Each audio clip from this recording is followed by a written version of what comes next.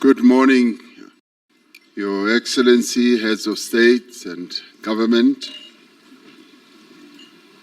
members and invited guests,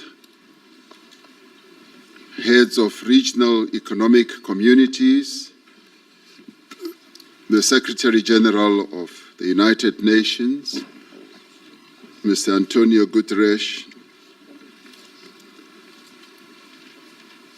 all guests who are gathered here. It is an honor and a privilege to welcome you as South Africa to this very first G20 Leaders Summit to be held on African soil. We gather here at the cradle of humanity in Africa to affirm our common humanity.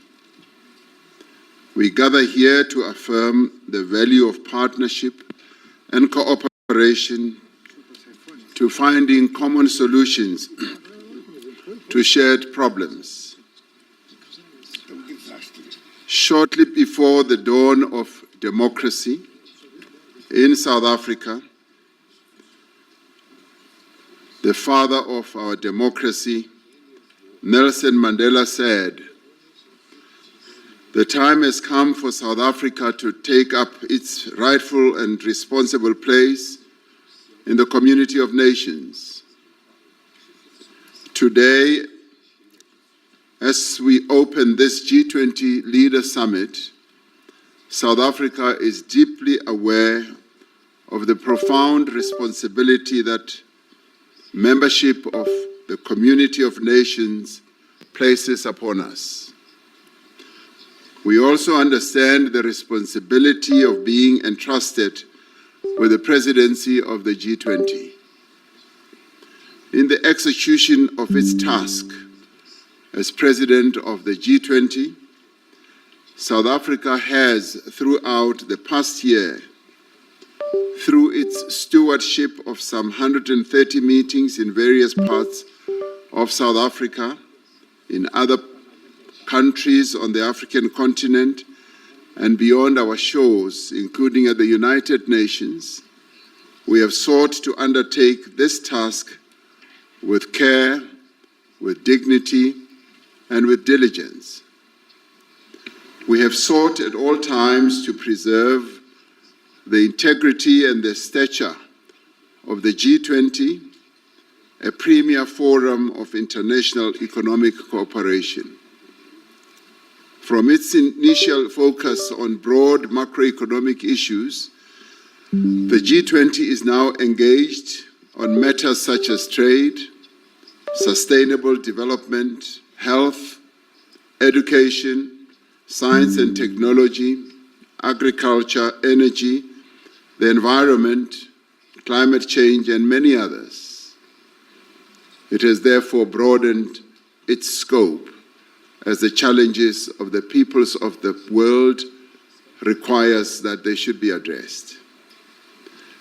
As the G20 countries, we understand that progress on each and all of these issues is a necessary condition for strong, sustainable, balanced, and inclusive growth. In pursuit of and in conformity with the founding mission of the G20, South Africa adopted the theme Solidarity, Equality, and Sustainability for its presidency in 2025. Through solidarity, we can create an inclusive future that advances the interests of people around the world who are at the greatest risk of being left behind. This is important in an interconnected world where the challenge faced by one nation affects all other nations. By promoting equality, we strive to ensure fair treatment and equal opportunities for the individuals and nations of the world. The disparities in wealth and development within and between nations is not only unjust and unsustainable, it is also one of the greatest impediments to sustainable development. It is essential that we break down divisions of economic status, of gender, of race, and geography. Sustainability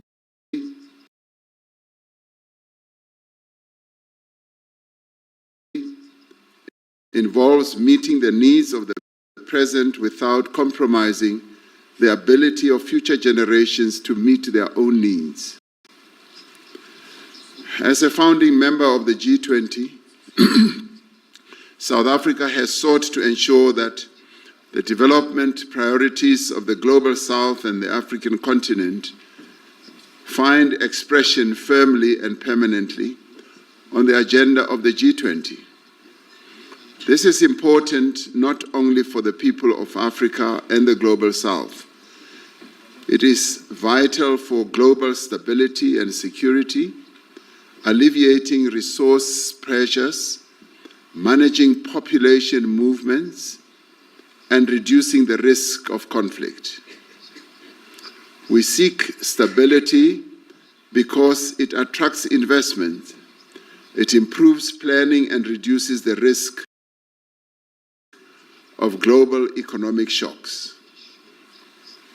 And we prioritize inclusive and vibrant markets because they are able to drive innovation and efficiency. Thriving economies lift people out of poverty.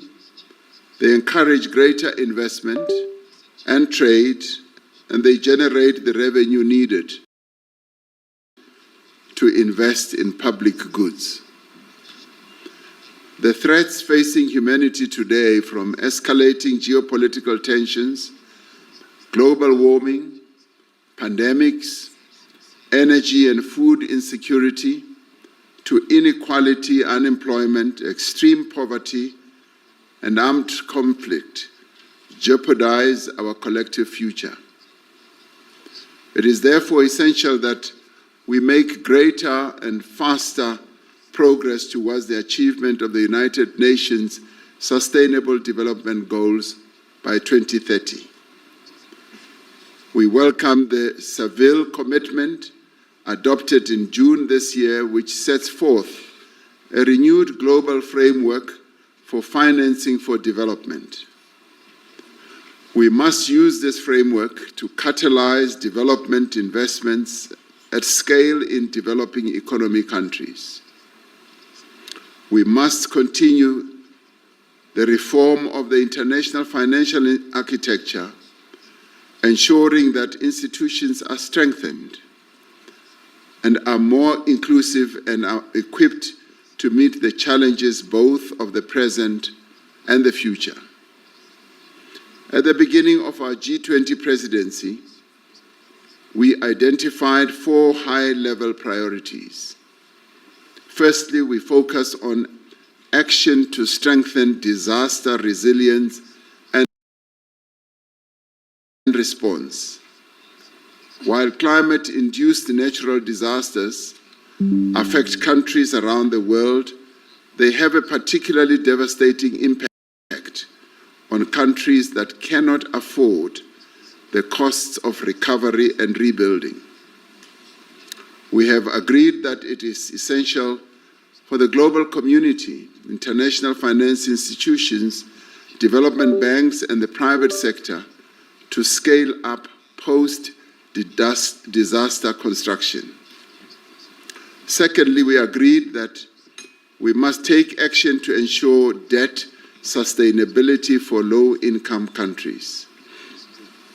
The G20 needs to renew its efforts to advance debt sustainability while at the same time laying emphasis on those countries in the Global South that are suffering from debt repayments.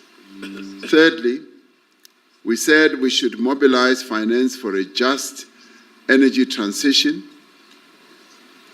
increasing the quality and quantity of climate finance flows to developing economy countries.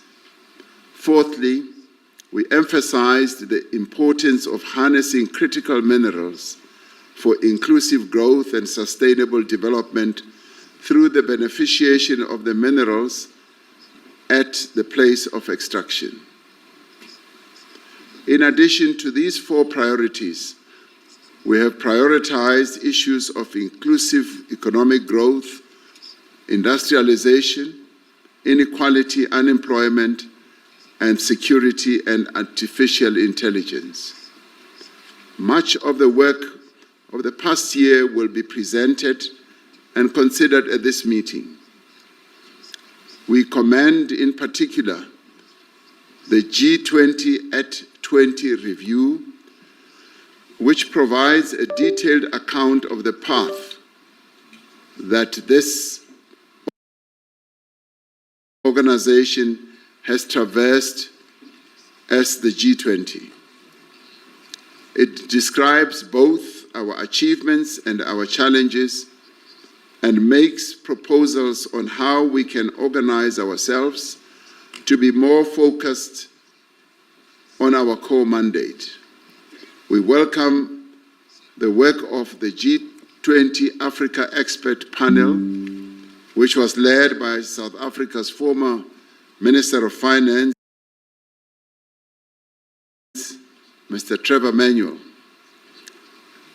The panel argues that African efforts to accelerate productive investment require new global partnerships and strong multilateral cooperation. It calls on the G20 to support this effort by building a global policy framework that unlocks long-term finance and lower costs and investment at scale. We are also grateful for the work of the G20 Extraordinary Committee of Independent Experts on Global Inequality that was led by Professor Joseph Stiglitz, a Nobel laureate.